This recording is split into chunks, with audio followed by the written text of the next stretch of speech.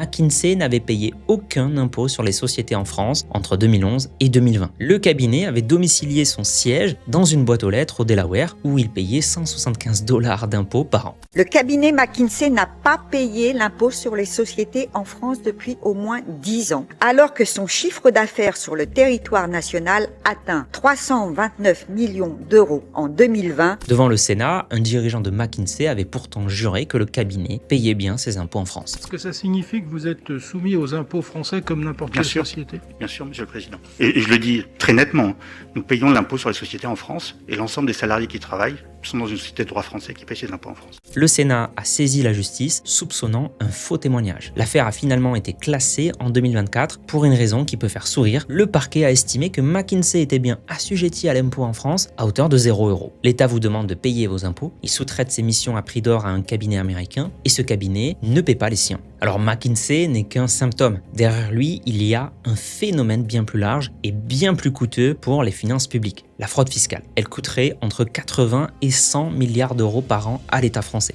En 2024, l'État a mis en recouvrement 16,7 milliards d'euros après contrôle. Ça paraît énorme, mais ce n'est que la partie visible de l'iceberg. Les estimations du manque à gagner réel sont beaucoup plus spectaculaires, entre 80 et 100 milliards d'euros par an. Toutefois, soyons honnêtes, ces chiffres viennent du syndicat solidaire Finances Publiques. La Cour des comptes juge le phénomène mal cerné, mal chiffré, faute d'estimation officielle possible.